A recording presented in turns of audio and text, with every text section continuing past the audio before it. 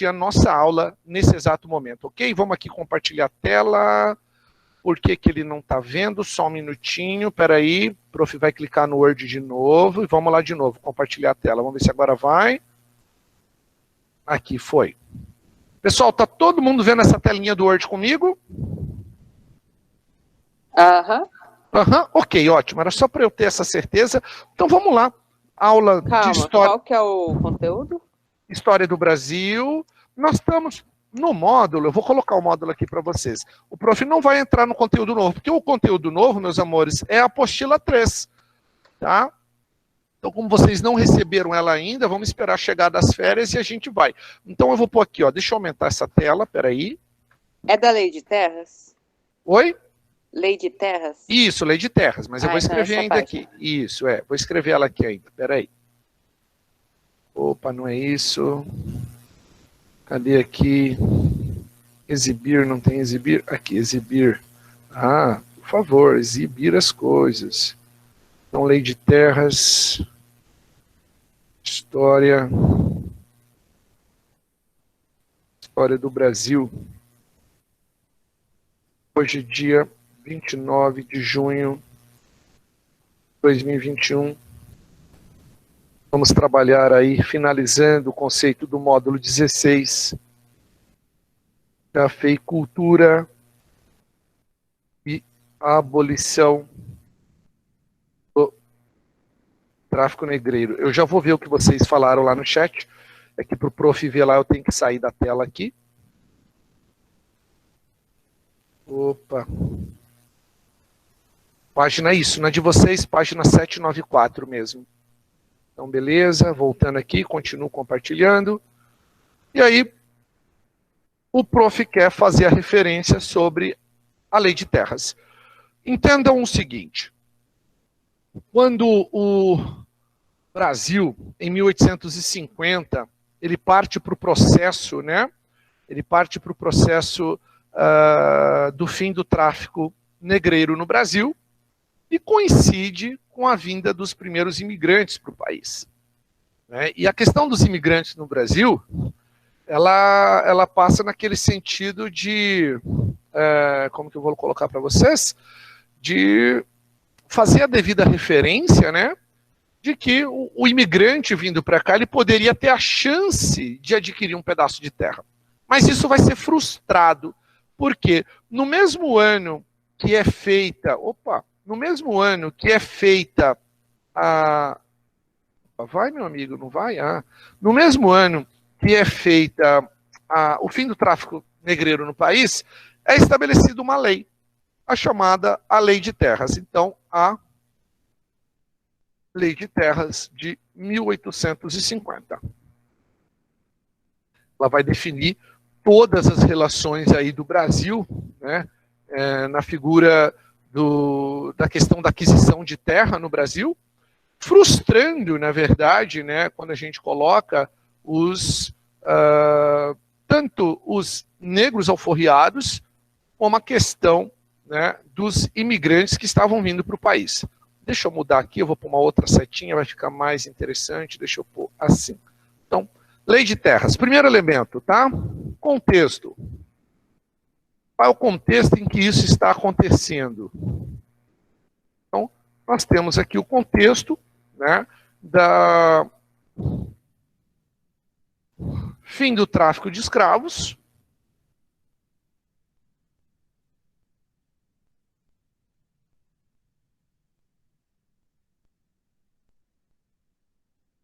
Temos duas referências, né? A Bill Aberdeen, a Bill Aberdeen de 1845, a lei inglesa, e a Eusébio de Queiroz, de mesmo ano, né? 1850. Tá? Então, essas duas leis aí, né, sendo estabelecidas no mesmo ano que o governo faz a Lei de Terras. Vou subir um pouquinho. Outro contexto importante, né, está relacionado aí com a vinda dos imigrantes italianos e alemães para o Brasil. Contexto aí de resolver o problema do déficit de mão de obra exatamente por causa das leis que proibiam aí o tráfico de escravos. Opa, fiz coisa errada, pronto, só um pouquinho. Vamos justificar aqui, pronto, ok. Então, aqui que o prof fez, voltei, cancelar, nossa senhora. Vinda dos imigrantes italianos e alemães. Todo mundo continua vendo a tela aí comigo? Aham. Obrigado.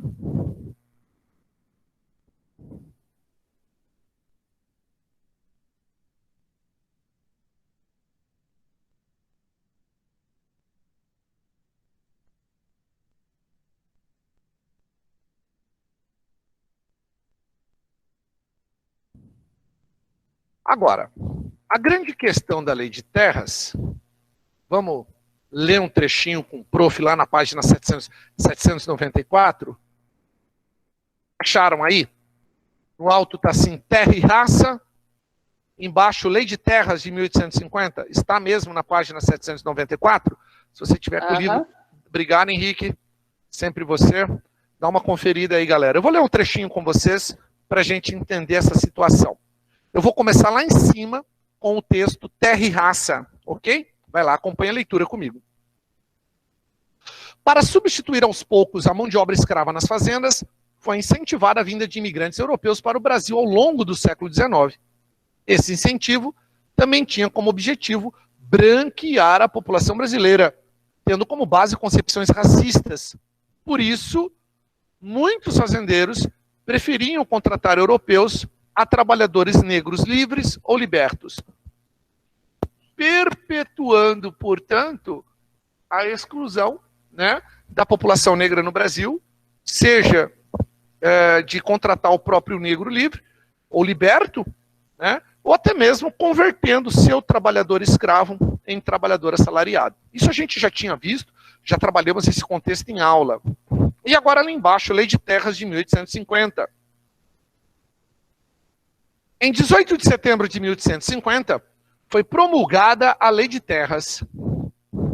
Essa lei dava o título de propriedade das terras aos sesmeiros e determinava que a única forma de alguém adquirir terras devolutas no Brasil seria por meio da compra. Olha o termo. Terras devolutas, né? Terras sem donos. Elas não são nem de particulares e nem do Estado ainda. E aí, qual era a questão, né, dessas terras aí? É que, antigamente no Brasil, você podia, né, chegar nessas terras e ocupar elas. E a terra passava a ser sua.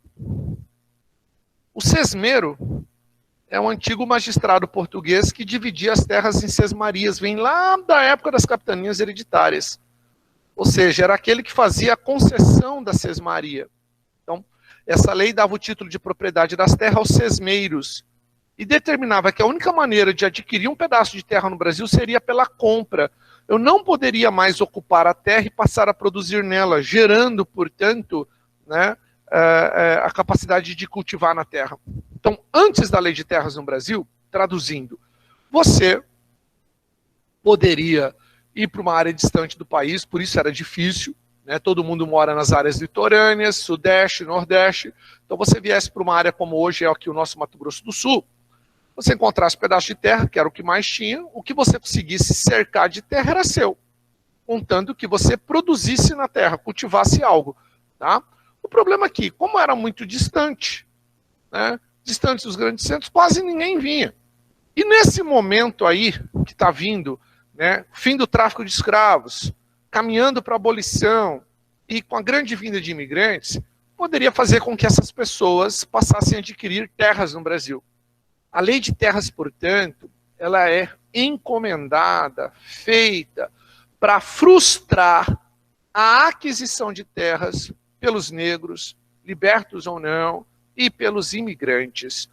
Vamos continuar a leitura com o prof. Lá na página 794 ele diz assim: a lei de terras de 1850 foi boa para os cafeicultores. Com essa lei, imigrantes pobres não conseguiam comprar suas próprias terras, tendo que trabalhar nos cafezais.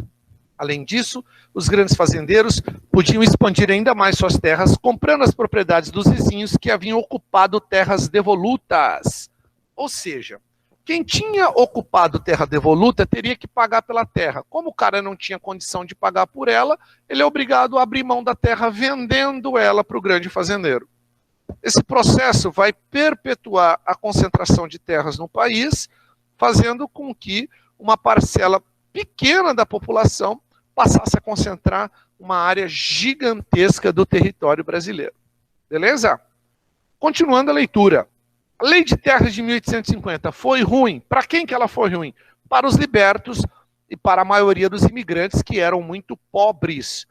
Esses dois grupos não tinham condições de adquirir suas próprias terras. Assim, tinham que trabalhar nas terras de outra pessoa para seu sustento. Gerando um círculo, né, gente? Gerando uma seguinte situação. O cara é obrigado a trabalhar na fazenda de alguém, ou o que vai acontecer com a maioria da população negra, né? Cansados de ficar relacionados à propriedade de alguém, eles vêm para a cidade. Na cidade também não conseguem adquirir propriedades e vão morar onde a maioria da população negra do Brasil, né? Nas áreas periféricas de favela ou nas áreas centrais de cortiços, ficando totalmente excluídos da posse da terra no país. Tá? Então, é uma lei, se a gente parar para pensar, ela foi encomendada para perpetuar um processo de exploração e de exclusão da maior parte da população do país. Tudo bem? Vamos voltar aqui para o nosso registro. Se você está me acompanhando com o seu caderninho, volta com ele aqui para a gente pôr mais um elemento do contexto, portanto, para a gente ir caracterizando essa lei de terras. Então aqui, ó, um dos contextos foi impedir a aquisição de terras devolutas por imigrantes e libertos.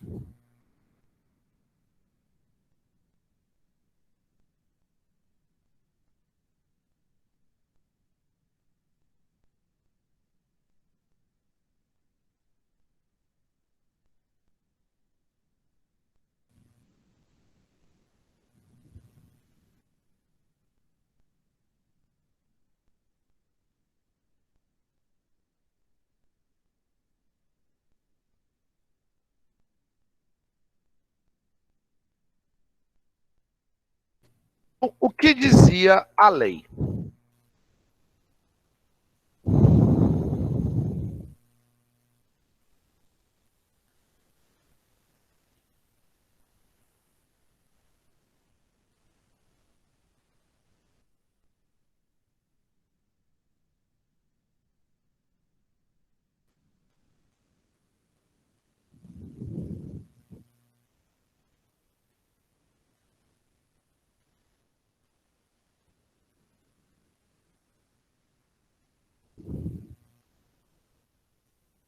Espera aí, deixa eu formatar aqui, que eu não gostei dessa formatação que eu fiz. Aí, agora sim. Vou subir um pouquinho, ok? Vamos deixar ali. Então, o que dizia a lei de terras?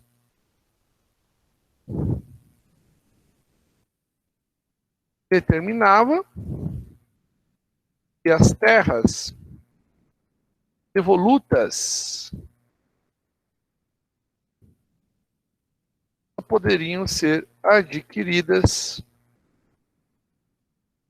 por meio da compra.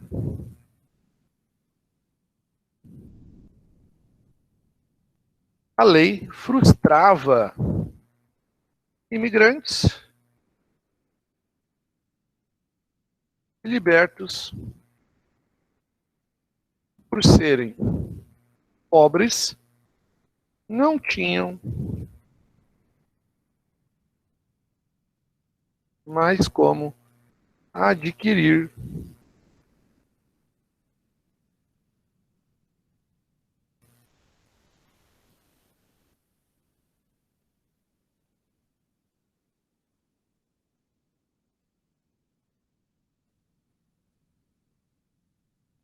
Outra prática importante é o que nós vamos ver em relação à grilagem.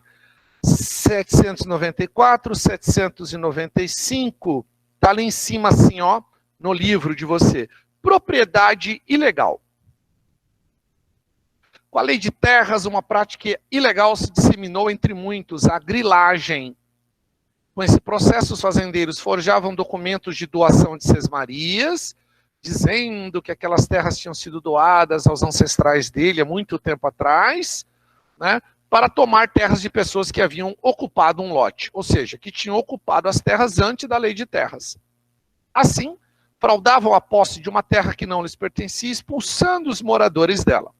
Apesar de ser ilegal, a prática de forjar documentos de propriedade de terras acontece ainda hoje no Brasil. Abaixo aí, ele colocou 3 recortes de notícias para a gente ver casos de grilagem ocorrendo no Brasil. Vamos ler lá comigo o primeiro. Terra indígena é invadida por grileiros em Rondônia. Dezenas de grileiros invadiram a terra indígena Uru-Eu-Uau-Uau nos últimos dias, em área próxima ao município de Jorge Teixeira, 322 quilômetros de Porto Velho. Então você verifica onde isso está acontecendo. No interior do país, distante dos grandes centros, onde na maioria das vezes, né, são cidades muito pequenas e esses latifundiários unidos a membros do poder público são a lei na cidade, né, acabam exercendo um poder gigantesco, né, ao ponto de conseguirem forjar documentos junto a cartórios, muitas vezes concomunados com oficiais das forças militares ou da polícia, né, comunados aí com pessoas de cartório e funcionários públicos. Olha lá, a segunda notícia fala exatamente disso. Descoberta a prática de grilagem de terra no litoral do Piauí. O grupo envolvia empresários e advogados, policiais militares, servidores públicos e um cartório. Ou seja, o advogado fazia o documento falso da sesmaria, o cartório registrava isso em cartório, os militares já ali, que já estavam no esquema, expulsavam as pessoas das propriedades, que passavam a ser de empresários, né, para fazer construções, rede hoteleira e outros elementos, né, e jogando uma parcela da população literalmente no olho da rua.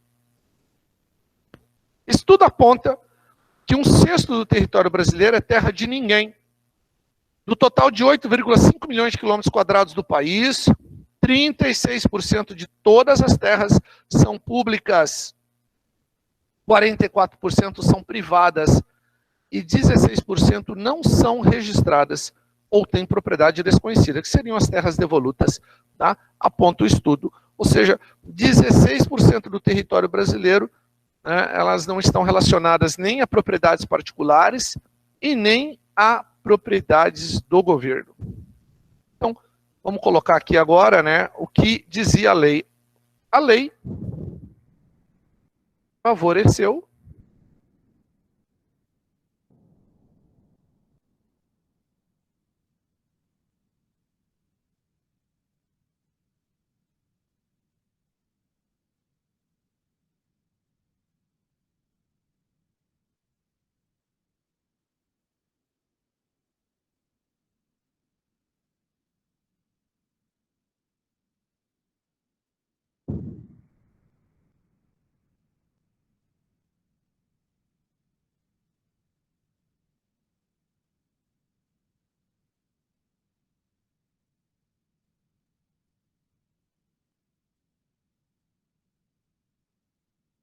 Então, a lei favoreceu os latifundiários, que por meio da compra e grilagem passaram a concentrar ainda mais a posse de terras no Brasil.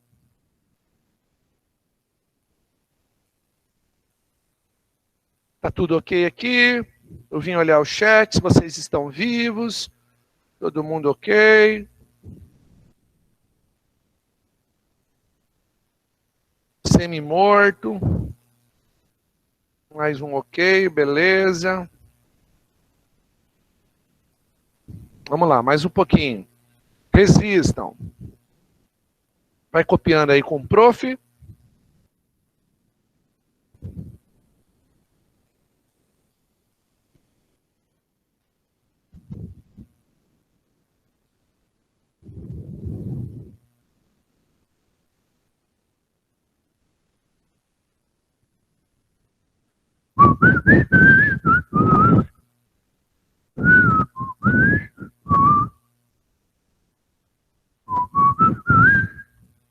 O que o senhor vai fazer nas férias, Adriano? Eu vou trabalhar, Henrique, meu lindo. Não tem jeito. Tristeza. Vai jogar, cara. Seus filhos. O prof dá aula em muito lugar, então as férias não coincidem. Quando eu estou entrando de férias num lugar, o outro está voltando. Putz. Então, férias do meio do ano eu já nem ligo mais.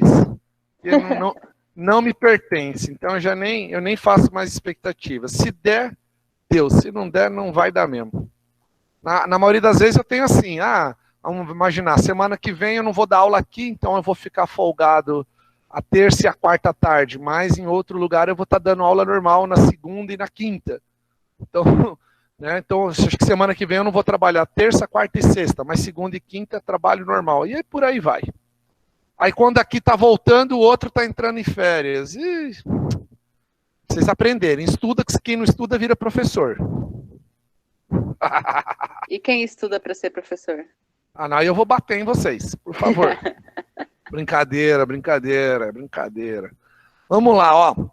Que dizia a lei, prof subiu mais um pouquinho, favorecer os latifundiários, né? Lembrando que eu estou pondo até grifada a grilagem aqui, meus amores, porque a gente não pode dizer que todo latifundiário adquiriu terras por meio de grilagem, tá? É uma generalização horrível. Né? Então, a lei favoreceu os latifundiários que, por meio da compra e grilagem, passaram a concentrar ainda mais a posse de terras no Brasil. Por meio da compra e ou grilagem fica melhor, né?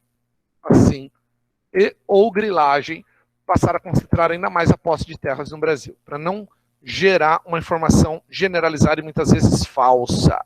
Tudo bem? Então, sem chance de adquirir terras,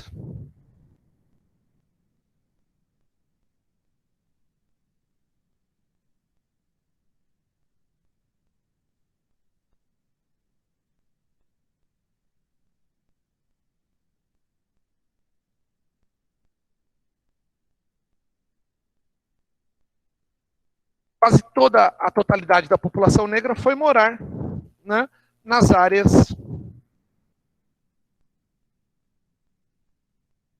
periféricas. Deixa eu escrever áreas ali de novo.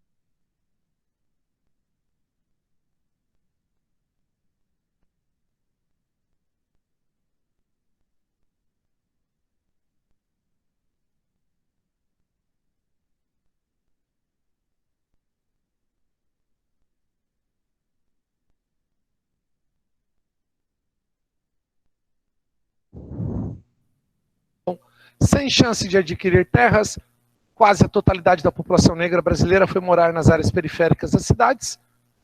Não tendo grana para comprar casa nas áreas centrais e nos bairros, são obrigados a irem para as áreas periféricas no processo de criar as ocupações como favelas, e alguns que conseguem morar nas áreas centrais, mas em cortiços, né? Aquelas habitações totalmente insalubres, características aí de um Brasil ainda com ares imperiais, porque a gente até vai ver isso, né, a chamada revolta da vacina lá na frente, mas que isso vai se generalizar pelo Brasil.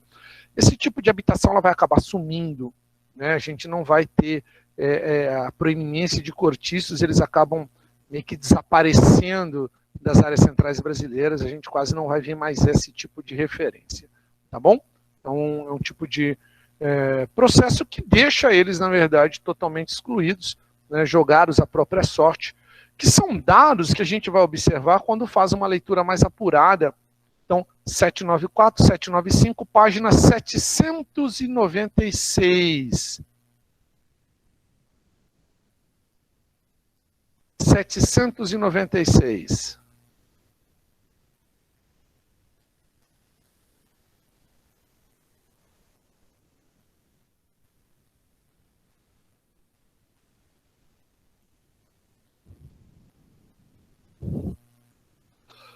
A Terra para Todos no Brasil de hoje?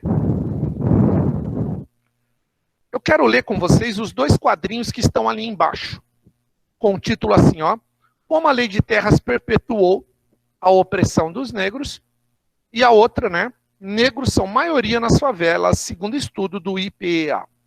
Posso ler? Estão copiando ainda? Tá tranquilo? Tá tranquilo, pode ler. Registrinho tranquilo, ok? Então vamos lá, vamos ler comigo. Como a lei de terras perpetuou a opressão dos negros? Além de impedir que os escravos obtivessem posse de terras através do trabalho, essa lei previa subsídios do governo à vinda de colonos do exterior para serem contratados no Brasil, desvalorizando ainda mais o trabalho dos negros e negras. Olha que interessante. A mesma lei de terras que impede a posse das terras por meio do trabalho, porque você poderia lá, né, tomar posse da terra e produzir nela, a terra passava a ser sua. Então agora, para ter acesso à terra, eu tenho que pagar por ela. É a mesma lei que vai prever subsídio para trazer o imigrante. Então, a questão da Eusébio de Queiroz, de 1850, e a lei de terras estão diretamente ligadas, junto com a vinda dos imigrantes italianos e alemães. Quando a abolição ocorreu, os negros foram abandonados à própria sorte, não concedendo nenhum tipo de reparação, indenização ou terras, mesmo que nenhum valor fosse suficiente por vidas inteiras de trabalho forçado e desumano. Não podiam cultivar a terra e não tinham dinheiro para comprá-la diretamente do Estado, que, de qualquer forma, possuía o poder de determinar quem seria o dono das terras, e certamente os negros não estavam no topo desta lista. O que restou para a população negra foi a fuga para as cidades, para viver em cortiços, dependentes, vendendo sua mão de obra a salários de fome. Então, quase todo esse processo de exclusão que a gente observa no Brasil, né, das moradias de áreas de favela, onde os negros são maioria, é um resquício, né? Vamos agora acrescentar, de uma abolição mal feita, de uma abolição sem indenização para o ex-escravo, porque aqui a gente não tem que falar de indenização para fazendeiro, chega a ser ridículo falar disso, né? Mas de não ter uma indenização para o escravo, e a questão de ainda ter uma lei criada naquele contexto para impedir a posse da terra de qualquer maneira. O outro recorte de texto, vai lá com o prof. Negros são maioria nas favelas, segundo estudo do IPEA. Apesar de reconhecer que nos últimos 15 anos houve uma melhoria nas condições de habitação no Brasil, a pesquisa Retratos das Desigualdades de Gênero e Raça, divulgada pelo Instituto de Pesquisa Econômica Aplicada, o IPEA, aponta que ainda é perceptível a diferença entre negros e brancos, especialmente no que diz respeito aos domicílios localizados em assentamentos subnormais, ou seja, favelas e assemelhados. Considerando a distribuição de acordo com o chefe da família, tem-se que 40,1% dessas casas são chefiadas por homens negros e 26% por mulheres negras, tá? Totalizando, meus amores, vocês sabem que o Adriano dá esse dado agora, ele está com a calculadora na mão, né? Totalizando 66,10% da população de favela sendo de maioria negra, mais da metade são negros, tá bom? Continuando a leitura, 21,3% por homens brancos e 11,7% por mulheres brancas. Então, mais 21,3 mais 11,7, totalizando aí 99,1%. Faltou um dado aí, talvez, para relacionar esse 26, deve ser 26,1, quem sabe. Tá? De acordo com o estudo, essa distribuição mostra a predominância da população negra em favelas, o que reforça a sua maior vulnerabilidade social. Então, a gente vê essa questão da exclusão, da concentração de terras. E por último ali, a desigualdade em números, é um quadro bem bacana, fazendo a referência dessa desigualdade, tanto na cidade como no campo. Acompanhe ainda a leitura comigo ali para a gente ir finalizando nossa manhã. A desigualdade em números. Na cidade, 6% da população vive em áreas consideradas favelas no Brasil, que totalizam 11,4 milhões de pessoas. Amores, esses dados que nós estamos lendo aqui são dados oficiais do último censo realizado no Brasil, tá? Pelo Instituto Brasileiro de Geografia e Estatística, o censo de 2010. Tá certo? Não tivemos censo ano passado, né? Era para ter ocorrido um censo em 2020, mas infelizmente aí, em virtude da questão da pandemia, o censo não ocorreu. Então, a gente tem algumas suposições de dados novos, mas dado oficial, apenas os dados de 2010. Tudo bem? Continuando a leitura comigo. Existem 6.329 favelas localizadas em 323 dos 5.565 municípios brasileiros. Então, 323 cidades brasileiras possuem favelas, né? E olha o número de favelas, são 6.329, numa porcentagem de 5.565 municípios. Obviamente, tem município brasileiro aí que tem dezenas, centenas de favelas. Olha o outro dado ali em relação ao Rio de Janeiro. A cada 100 mil cariocas, cerca de 22 mil estão concentrados em favelas. Olha a porcentagem, né? A cada 100 mil cariocas, 22 mil deles estão morando em favelas. O Rio de Janeiro, como capital do antigo império, né? Com o processo da abolição da escravidão, milhares de negros libertos agora naquele momento vão para a capital do país. E por não terem onde morar, nem no campo e nem nas áreas centrais, são obrigados a recorrerem, né, às condições das moradias insalubres nos morros cariocas. Belém, capital do Pará, tem 53,9% da população, ou seja, 1.131.368 pessoas vivendo em favelas. Olha essa informação, gente. Se a gente para pensar, né? Para pensar, é que o Adriano, sendo de humanas, ele faz essas referências ridículas. Mas parando para a gente observar, imagina, né, a Belém, a capital do Pará, é uma favela a céu aberto. A verdade é isso, porque 53% da população vive em área de favela, né? Tinha que ser, no mínimo, o contrário, a maior parte da população tendo casas dignas de moradia, e não é o que acontece, infelizmente, em parte de nosso país. 68,4% da população que habita as favelas é autodeclarada preta ou parda, né? Um resquício direto desse processo que a gente acabou de observar aqui, tanto em relação à posse da terra, como à lei de terras, né? Então, tudo isso aí gerando essa referência, essa questão de desigualdade. Por último, ali, a desigualdade no campo. A área total de todos os estabelecimentos rurais brasileiros supera 350 milhões de hectares. 350 milhões de hectares é igual a 3,5 milhões de quilômetros quadrados, o que dá cerca de 41% do território do Brasil, ou seja, quase a metade do Brasil são fazendas. 41% do território do Brasil pertence a fazendeiros.